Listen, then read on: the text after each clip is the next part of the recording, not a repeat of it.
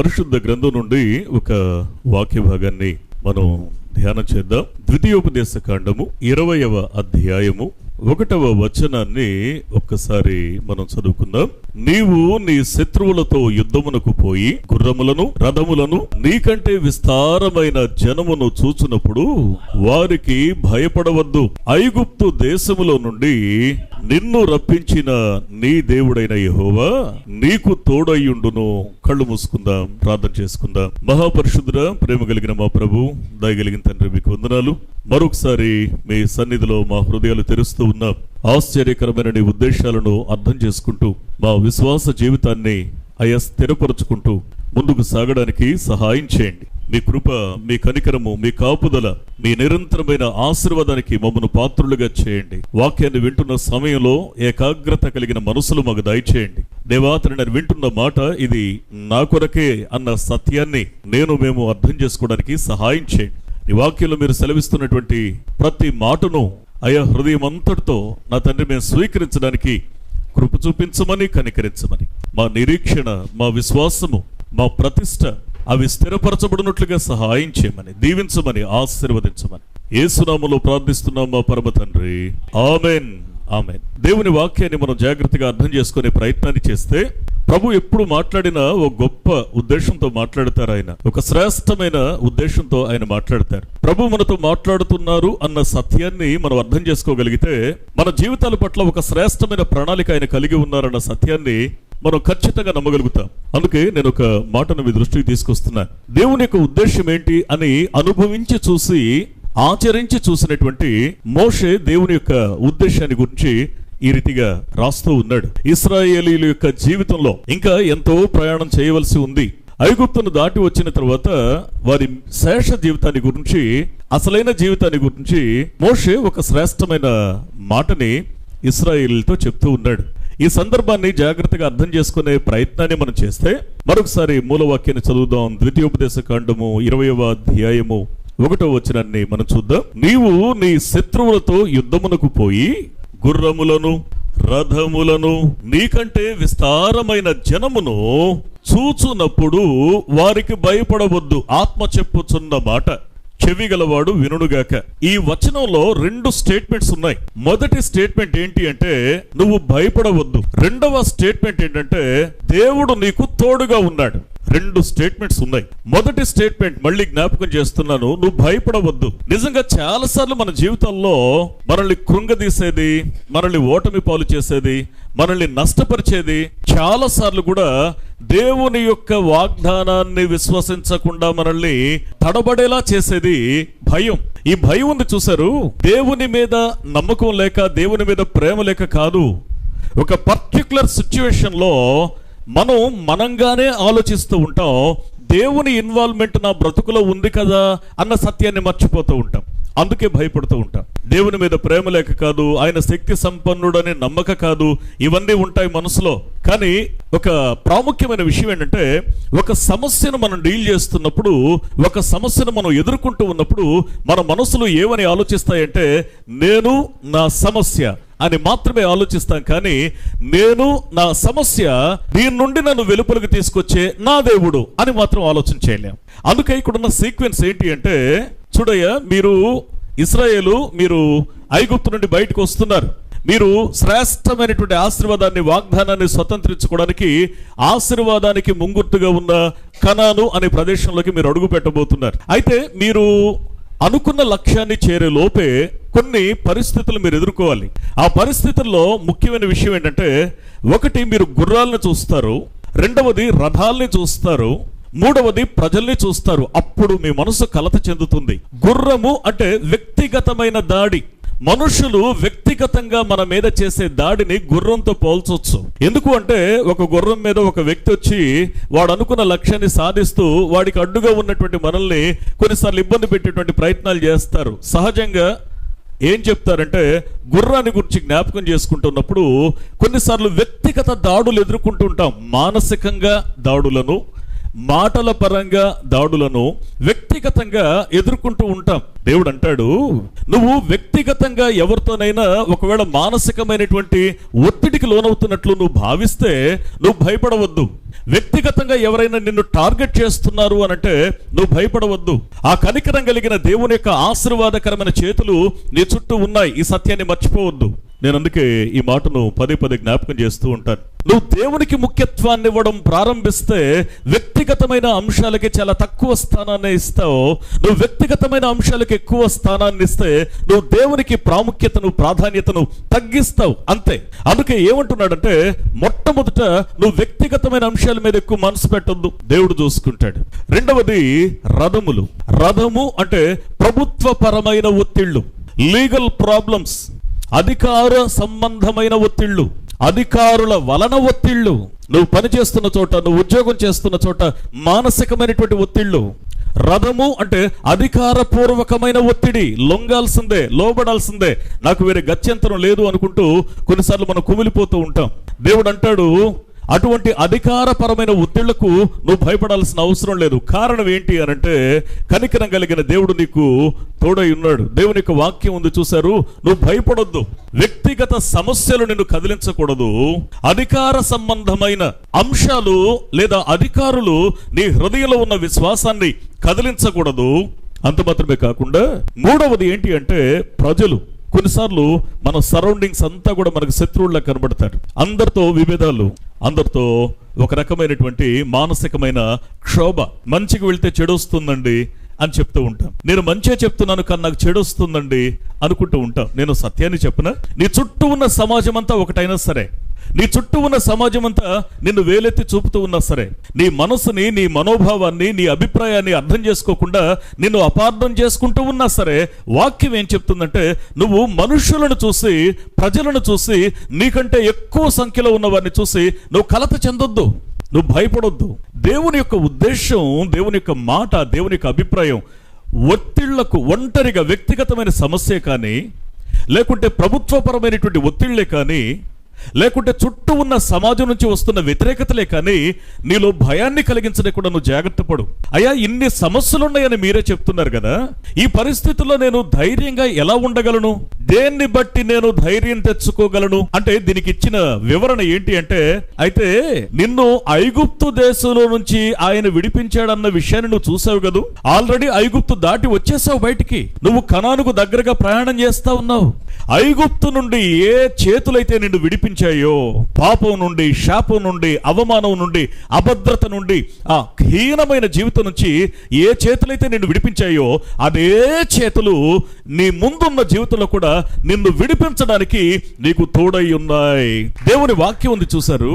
నమ్మడం అనే ఆ ప్రక్రియ నీ గుండెల్లో ఒక తీవ్ర రూపాన్ని దాల్చాలి. దేవుని వాక్యాన్ని విశ్వసించాలి అనే ఆశ నీ హృదయంలో కలగాలి. దేవుని మీద ఆధారపడాలనేటువంటి మనసు నీ గుండెల్లో కలగాలి. నీ మనసు లోతుల్లో ఒక చైతన్యాన్ని దేవుడు కలిగించగలగాలి. ఆయన కృప కలిగిన మాట, ఆయన జీవం కలిగిన మాట నీ జీవితపు రూపురేఖల్ని మార్చగలదు అని, అది మలచగలదు అన్న సత్యాన్ని నీవు నేను అర్థం చేసుకోగలగాలి.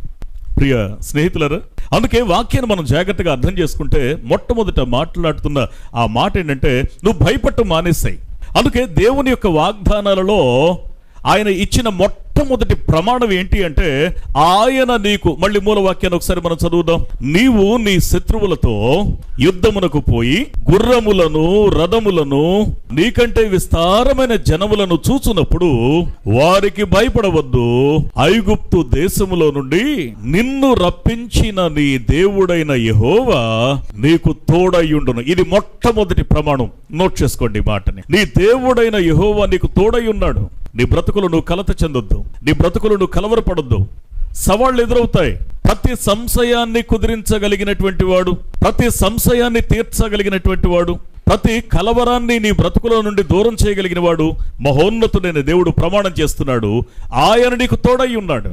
అందుకే దేవుని వాక్యాన్ని మనం జాగ్రత్తగా అర్థం చేసుకుంటే, ఈ మొదటి పాయింట్, ఈ మొదటి ప్రమాణంలో ఆయన మనకు తోడై ఉన్నాడు అన్న సత్యాన్ని మనం గ్రహిస్తే మన హృదయాలు ధైర్యం తెచ్చుకుంటాయి.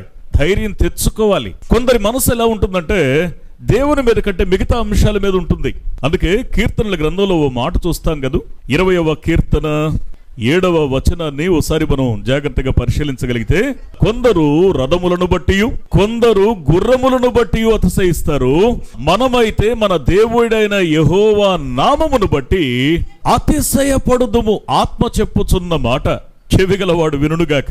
దేవుడు మనకు తోడుగా ఉన్నాడు అనే నమ్మిక మనల్ని ఆధ్యాత్మికంగా ఎలా స్థిరపరుస్తుంది, ఆధ్యాత్మికంగా ఎలా విస్తరింపచేస్తుంది, ఆత్మీయంగా ఎలా పటిష్టపరుస్తుంది అనంటే, దేవుడు మనకు తోడుగా ఉన్నాడు ఆ నమ్మకమే.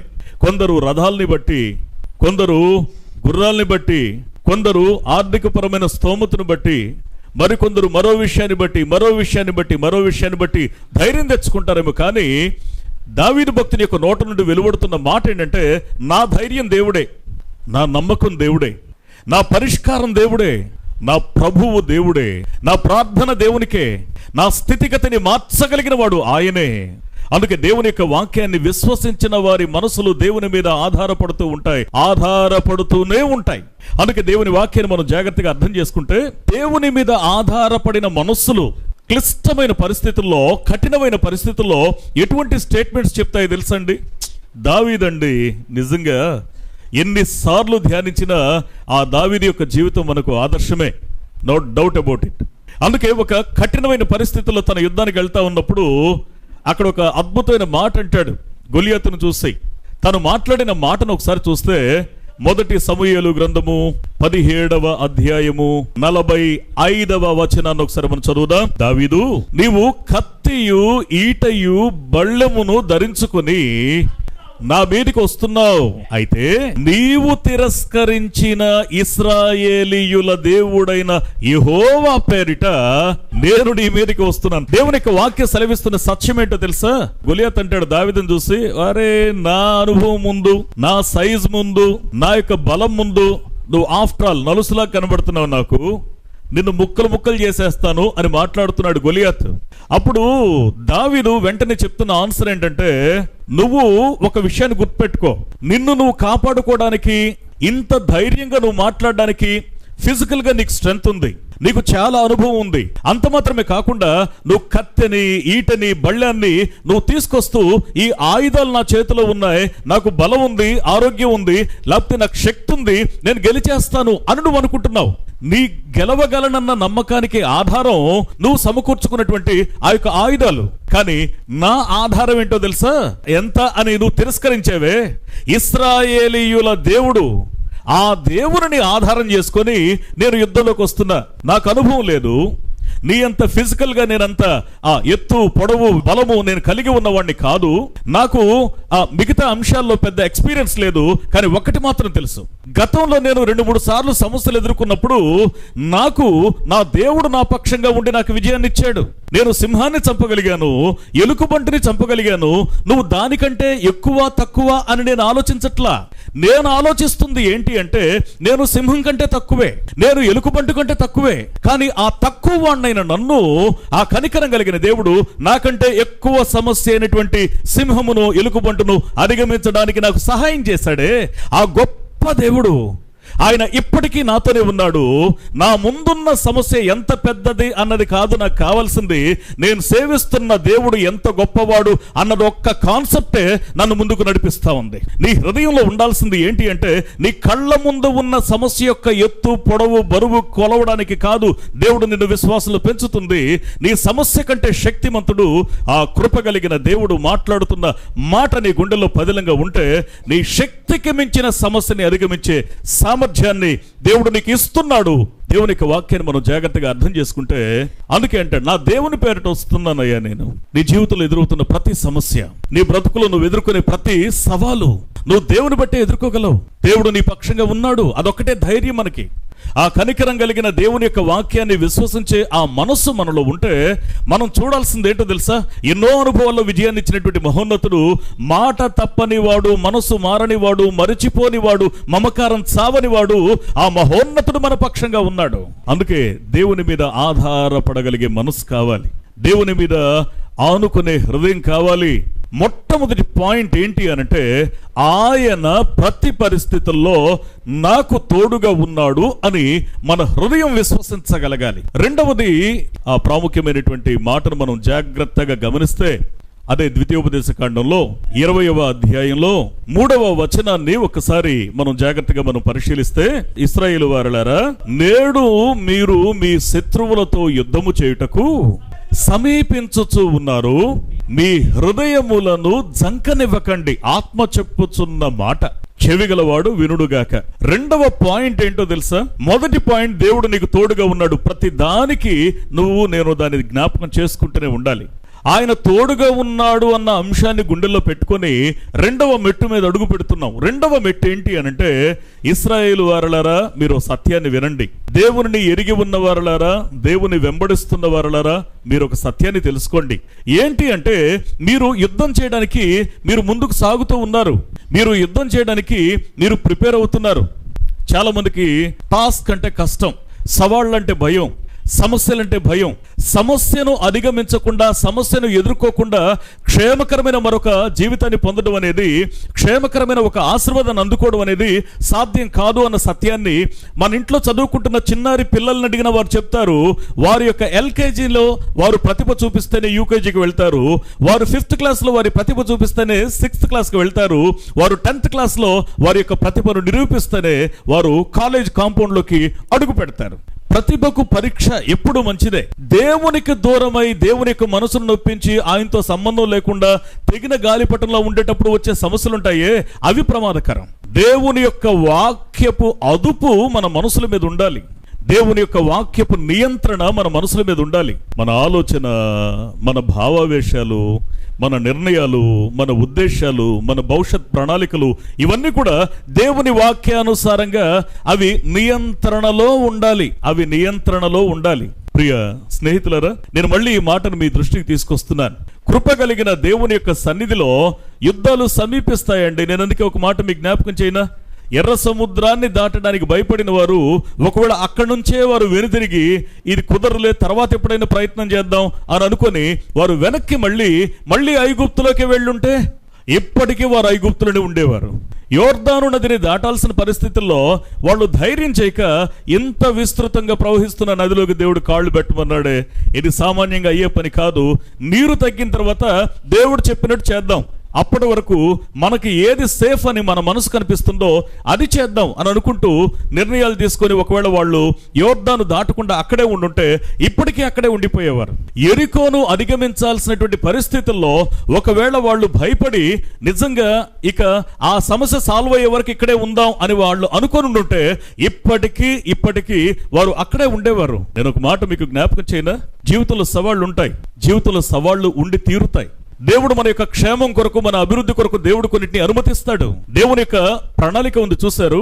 ఆయన యొక్క ఉద్దేశం అంతా కూడా ఏంటంటే, నువ్వు ఫలించాలి, నువ్వు దీవించబడాలి, నువ్వు ఆశీర్వదించబడాలి, నువ్వు అభివృద్ధి చెందాలి. నీ స్థితి మార్చగలిగిన వాడు ఏం ఆలోచిస్తాడు అంటే, నిన్ను ఉన్న స్థితి నుంచి ఉన్నత స్థితికి హెచ్చించాలి. ఇది దేవుని యొక్క ప్రణాళిక. అందుకే విశ్వాసం కలిగిన వారు దేవుని పైన పరిపూర్ణంగా ఆధారపడతారు, సంకోచించకుండా ఆధారపడతారు. దేవా, నీ చిత్తం నా జీవితంలో జరుగునుగాక, అంతే. అందుకే ఇక్కడ వాడుతున్న మాట ఏంటంటే, అయ్యా సవాళ్ళు వస్తాయి నీ బ్రతుకులో, నువ్వు నీ హృదయాన్ని జంకనివ్వద్దు. 2 చేయాలండి. భయం కలిగించే పరిస్థితులు కళ్ళ ముందు ఉన్నాయంటే 2 పనులు చేయాలి. నెంబర్ 1, ఒకటి స్వపరీక్ష చేసుకోవడం. ఎందుకు ఇలా జరిగింది? ఒకవేళ నా వైపు ఏమైనా పొరపాటు ఉందా? రెండవది, పరిశుద్ధాత్మ యొక్క సహాయాన్ని కోరడం. దేవా, ఈ సమస్యను అధిగమించగలిగేంత విశ్వాస స్థిరత్వాన్ని నాకు దయచేయి అని ప్రభు పైన ఆధారపడడం. అందుకే ఎన్నో యుద్ధాలు చూసి, ఎన్నో అనుభవాలు చూసి, ఎన్నో పరిస్థితులను దాటుకుంటూ వచ్చినటువంటి యెహోషువ ఒకసారి హృదయంలో జంకాడు, కలవరపడ్డాడు. అందుకే ఇక్కడ వాక్యం ఏం చెప్తుందంటే, మీ హృదయాన్ని జంకనివ్వకండి. నిజంగా ఆ యెహోషువ హృదయంలో జంకాడు, ఎన్నో యుద్ధాలు చేశాడు. అమాలీకులతో యుద్ధం చేసినప్పుడు భయపడలేదు. ఎర్ర సముద్రం దాటే గుంపులో తాను ఉన్నప్పుడు కూడా తాను భయపడలేదు.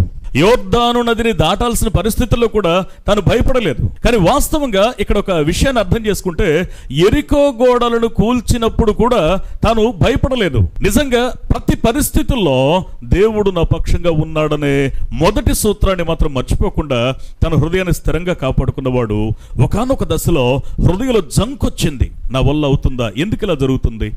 ఇది చిన్న నిదర్శనం ఏంటంటే, వారు ఆ ఎరికోను కూడా దాటుకొని బయటకు వచ్చిన తర్వాత ఆ బయటకు వస్తున్న క్రమంలో ఒక మిస్టేక్ జరిగిందని మనం తెలుసుకుంటూ ఉంటాం. ఆకాను ద్వారా జరిగినటువంటి ఒక పొరపాటు. ఎప్పుడైతే పాపాన్ని దాచిపెడతామో, ఎప్పుడైతే దేవునికి అయిష్టమైన దాన్ని దాచిపెడతామో, దేవుడు వద్దు అని స్పష్టంగా చెప్పాడని తెలిసిన తరువాత కూడా లోపల వాటిని దాచుకొని చూస్తామో, that is very dangerous. No one can escape from that. ఎవరు కూడా తప్పించుకోలేరు దాన్ని బట్టి. అందుకే దేవుని వాక్యం ఏం చెప్తా ఉందంటే, భయపడ్డాడు. ఎందుకు ప్రభువా, మేము అన్ని దాటుకుంటూ వచ్చాం, అన్ని యుద్ధాలు చేసుకుంటూ వచ్చాం, ఒక్కొక్క అనుభవంలో నువ్వు విజయాన్ని ఇస్తూ వచ్చావు. ఇందాకే కదా ఎరికో గోడలను కూల్చి గొప్ప విజయాన్ని చూసి ముందుకు వచ్చాం, కానీ హాయి పట్టణం దగ్గరికి వచ్చేసరికి మాకెందుకు నష్టం కలిగింది? మా వాళ్ళను కొంతమందిని మేము కోల్పోయాం. కొన్ని విజయాలని నమోదు చేసుకుంటున్నటువంటి మేము సడన్ గా అపజయ పాలైపోయాం. ఇప్పుడు మమ్మల్ని గురించి ఆలోచిస్తున్న వారు ఒకప్పుడు మమ్మల్ని గురించి ఆలోచిస్తే అందరూ భయపడ్డారు, అందరూ గౌరవించారు. ఇప్పుడు మమ్మల్ని గురించి ఆలోచిస్తే మా గురించి చులకనగా మాట్లాడుకుంటున్నారు. వాళ్ళని మేమే తరిమేమండి అని చెప్పుకుంటా ఉన్నారు. చిన్న పట్టణం, పెద్ద పెద్ద సమస్యలు గెలిచిన వారులారా, కొన్ని చిన్న చిన్న సమస్యలతో పోరాడలేక ఓడిపోతున్నారా? మన అంతరంగాన్ని పరీక్షించుకోవాలి. పెద్ద పెద్ద సవాళ్ళను ఎదుర్కొని గొప్ప విజయాల్ని నమోదు చేసుకున్న వారులారా, మీ పేరు చిరస్థాయిగా కొందరి గుండెల్లో ఉంది. కానీ చిన్న చిన్న సమస్యలతో మనం హ్యాండిల్ చేయలేక, పోట్లాడలేక లోబడిపోయి మనసులో వణుకు పుట్టింది, జంకు, భయం కలిగింది మనకి. వెంటనే దేవుని దగ్గరికి వెళ్ళి మొరపెడతాడు. ఏంటి ప్రభువా ఇది? ఎందుకు జరుగుతుంది ఇట్లా? నాకు అర్థం కావడం లేదు. మమ్మల్ని ఐగుప్తు నుంచి బయటకు తీసుకొచ్చేటప్పుడు ఒక ప్రమాణం చేశావు. ఏంటి ఆ ప్రమాణం అంటే, మమ్మల్ని క్షేమకరంగా కనానుకు చేరుస్తానన్నావు. మా మీద ఇతరుల యొక్క యజమాయిష్యం ఉండదని ప్రమాణం చేశావు. ఇక మేము బానిసలం కాకుందుము అని మీరు చెప్పారు. ఇక మా జీవితంలో మేము అవమానపడము అని మీరు మాటిచ్చారు. కరువుతో బ్రతికిన మమ్మల్ని పాలు తేనెలు ప్రవహించే దేశంలోకి నడిపిస్తారన్నారు. అన్నిటికంటే ముఖ్యంగా మమ్మల్ని వ్యక్తిగతంగా మా కాళ్ళ మీద మేము నిలబడే స్తోమతను మాకు ఇస్తారని ప్రమాణం చేశారు. మా గౌరవ ప్రతిష్టలకు భంగం కలగకుండా జీవించే ఆ మంచి స్థితిని ఇస్తారన్నారు. కానీ మార్గ మధ్యలో ఈ అపజయం ఏంటి, ఎందుకు జరుగుతుంది అని అన్నప్పుడు దేవుడు వెంటనే మాట్లాడతాడు. చూడు, నువ్వు నన్ను ప్రశ్నించొద్దు, ముందు నీ యొక్క కుటుంబం అనే ఇశ్రాయేలు సైన్యంలో, లేకపోతే ఇశ్రాయేలీల కుటుంబంలో నువ్వు ఒకసారి పరిశీలన చేయి. మీ పాళెములోనికి పాపము ప్రవేశించింది. ఒక్కసారి హృదయం కలుక్కుమంది. వెంటనే దేవ ఏం చేయాలి అంటే, దాన్ని ప్రక్షాళన చేయ ముందు, ఆ తర్వాత నీకేం కావాలని నేను చూస్తాను.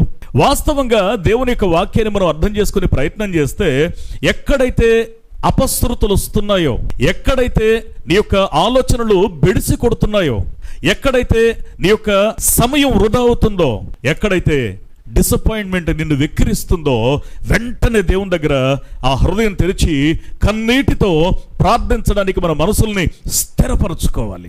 వెంటనే దేవుడు చెప్పాడు, నీ పాడల్లోకి పాపం ప్రవేశించిందయ్యా, నువ్వు ముందు దాన్ని సరిచేయి. నేను చిన్న ప్రశ్న అడిగిన, దేవునితో వ్యక్తిగతంగా సమయాన్ని గడిపితే కదా మనకు అవి తెలిసేది.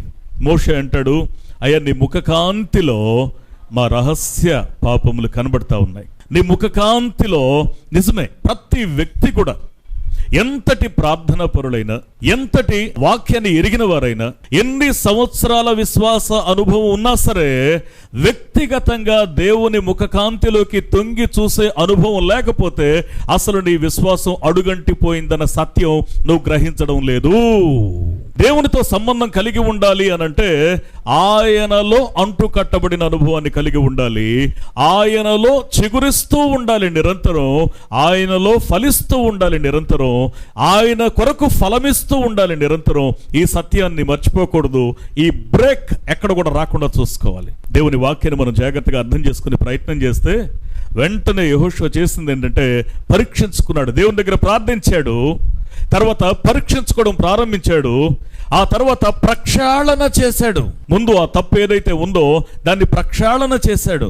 ప్రక్షాళన చేసిన తరువాత మళ్ళీ దేవుని దగ్గరికి వెళ్ళాడు. మళ్ళీ దేవుని దగ్గరికి వెళ్ళాక అప్పుడు ఇద్దరి మధ్య సంభాషణ. ప్రభువా, నువ్వేం చెప్పావో నేను దాన్ని పరీక్షించుకున్నాను, నేను దాన్ని గుర్తించాను, దాన్ని నిర్మూలన చేసేసాను, ఇప్పుడు నన్ను ఏం చేయమంటావు? నా మనసులో ఇంకా ఆ హాయి పట్టణం దగ్గర నాకు ఎదురైన అవమానమే నా కళ్ళలో నాకు కనబడతా ఉంది. దాన్ని ఊహించలేకపోతున్నాను. ఎంత జీవితాన్ని జీవించాం, ఎన్ని యుద్ధాలు చేసాం, ఎంత ప్రయాణం చేసాం, ఎన్ని అనుభవాలు పొందాం, ఈ చిన్న విషయంలో ఓడిపోవటం ఏంటి ప్రభువా అంటే, అప్పుడు ప్రభు ఏమన్నాడంటే, నువ్వు నిజంగా ప్రక్షాళన చేసుకున్నావు కాబట్టి, ఇదిగో ఈ మాట నమోదు చేసుకో. కళ్ళు మూసుకుందాం, మనం ప్రార్థన చేసుకుందాం. మహోన్నతుడ, మహిమ కలిగిన మా కన్న తండ్రి, మరొకసారి నీ వాక్యంలో మీరు సెలవిచ్చిన ప్రతి మాట ఇది నా కొరకే, మా కొరకే అనే నమ్మకాన్ని మా గుండెల్లో మీరు కలిగించండి. నీ శ్రేష్టమైన దీవెన కొరకు మమ్మను సిద్ధం చేయండి. మీ ప్రశస్తమైన కృపకు మమ్మను పాత్రులుగా చేయండి. దేవా తండ్రి, ఆయన నీ యొక్క వాక్యం ద్వారా మీరు మాట్లాడుతున్న ప్రతి శ్రేష్టమైన మాట మా హృదయంలో మేము స్థిరపరచుకోవడానికి సహాయం చేయండి. ప్రత్యేకంగా నా తండ్రి, అయ్యే కొందరు రథములు బట్టి గుర్రములు బట్టి అతిశయిస్తారు. మేమైతే కేవలం నిన్ను బట్టి మేము ధైర్యం తెచ్చుకుంటున్నాం, నిన్ను బట్టి మేము అతిశయిస్తున్నాం.